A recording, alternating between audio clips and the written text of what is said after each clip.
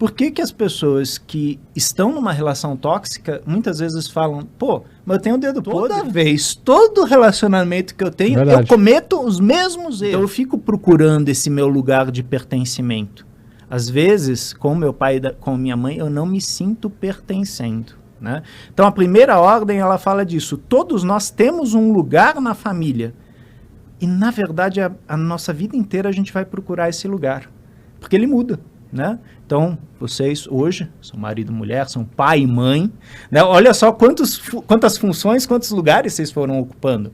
E se, de repente, eu sou um marido que não quer ter filhos? Como é isso pro vovô e pra vovó? Pô, você não vai dar um herdeiro pra gente? Qual o peso disso dentro de um sistema familiar? Ou qual que é a marca de pertencimento? Não, como meu filho, você tem que me dar um neto. E aí a gente sabe que cada sistema é de um jeito. Então a constelação familiar, a gente também fala que ela é fenomenológica.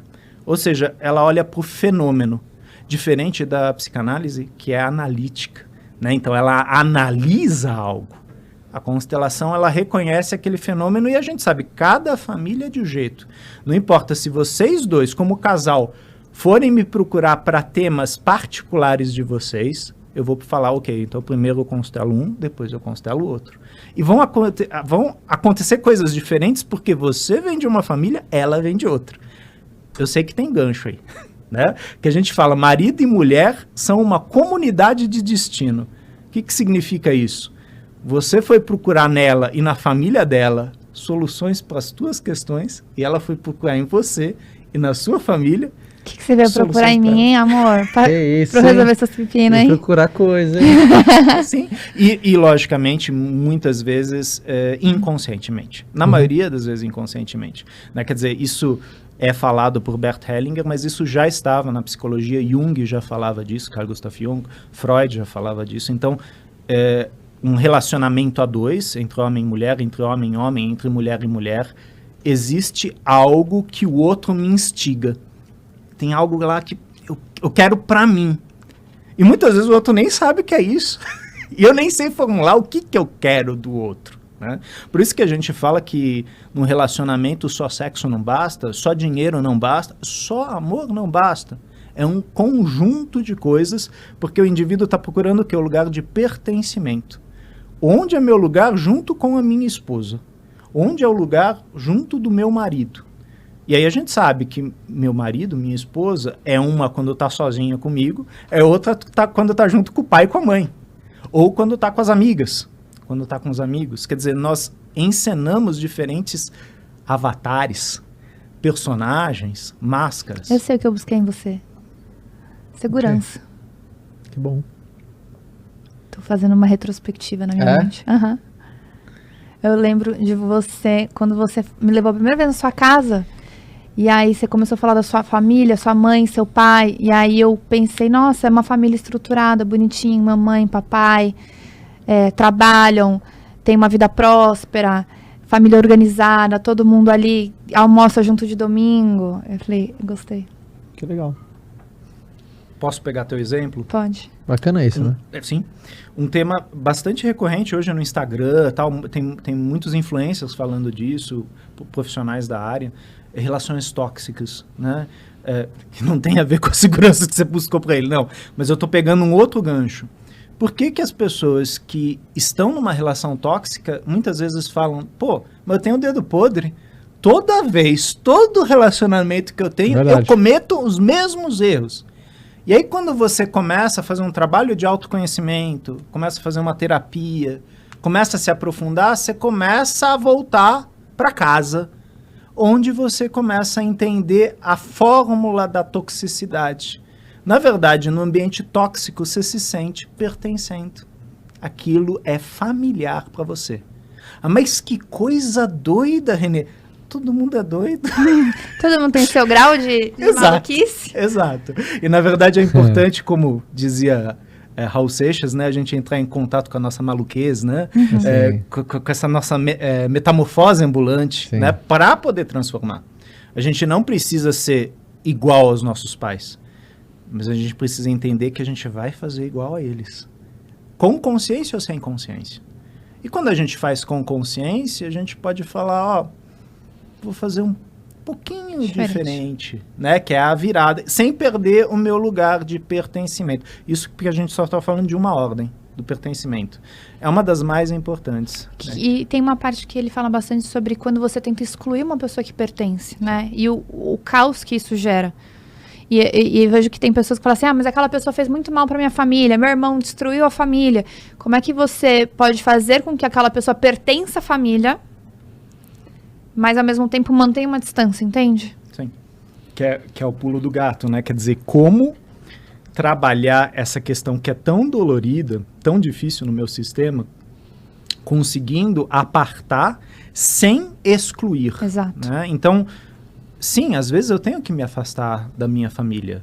Às vezes existem aspectos tóxicos. E eu preciso fazer um detox para voltar, né? E faz sentido, muitas vezes, quando na adolescência ou na fase adulta, eu saio de casa, eu vou para fora. Não precisa ser para Londres, eu vou, de repente, para Bauru. Mas eu me afasto da minha casa para poder sentir quem eu sou, né? Quem eu sou, o que eu valido de pai e mãe. E muitas vezes voltar para casa e falar, olha, agora eu entendo melhor isso aqui.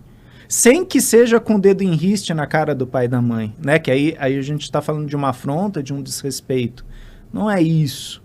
É como eu consigo conciliar esse lado tóxico dentro de mim, né? Porque não se trata de ir contra o outro, mas se existe uma exclusão do meu sistema, né? Vou pegar as garrafinhas aqui, né? E eu de repente falo, ó, esse elemento aqui, ele tá feio, ele tá incompleto, eu vou tirar. E eu não sei se esse elemento que tá incompleto, na verdade, era essencial para minha irmã, para o meu irmão. E na hora que eu excluo ele, eu estou excluindo meu irmão e minha irmã junto. Ou todos aqueles que dependiam desse elemento aqui. Então, uma exclusão nunca é uma. Ela arrasta um monte de coisa junto. E já que o nosso sistema familiar ele é vivo, o que não foi resolvido há 100 anos atrás, continua ecoando. Então, uma das frases do Hellinger, a cada descendente curado aqui, o sistema inteiro reverbera. Quando ele fala curado, ele fala no sentido de incluído.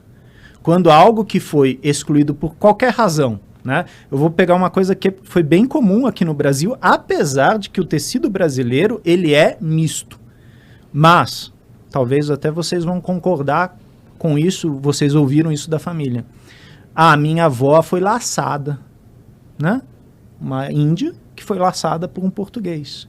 E aí, muitas vezes, a mágoa, o rancor, né? Eu fui estuprada. E como que é isso? Como que é essa marca no sistema familiar? Ou, por exemplo, você é bastardo. Você não é dessa família, porque você é fruto de uma traição do meu pai. Quer dizer, são temas extremamente delicados e, por incrível que pareça, não são incomuns. Né? No consultório de psicologia a gente percebe, todos nós temos nossa máscara, temos nosso jeito, nosso personagem e tal, e aí quando a gente chega lá a gente se debulha, né? Tira tudo, né? Tira tudo, porque sim, o feio, entre aspas, tem que aparecer para que eu possa novamente me sintonizar com o meu lugar e poder agir de uma maneira mais inclusiva, né? O que é uma pessoa inclusiva? A pessoa que olha para suas sombras, né? Então, a partir do momento que eu reconheço o meu racismo, ou a minha dificuldade, de repente, vamos pegar um tema que é muito comum agora na Alemanha, com os refugiados, né? Com os muçulmanos, na hora que eu entro em contato com a minha dificuldade com o refugiado, e falo, putz, eu tenho isso, eu consigo trabalhar isso. Agora, enquanto eu falo, não, os outros são, eu não sou, eu sou lindo, maravilhoso. É a negação, né? Exato. E aí eu só reproduzo, né? E na nossa sociedade ela tem uma característica de invernizar um pouco, né? Ó, não tá bonitinho e tal. Vai colocando embaixo do tapete? Colocando embaixo do tapete. E a metáfora é, quanto mais você coloca embaixo do tapete, mais volumoso fica, né? Uhum. Um dia você tropeça naquilo lá e você fala, quem colocou essa caca? Essa sujeira aqui. Aqui. Né? E foi sua, né? Sua própria.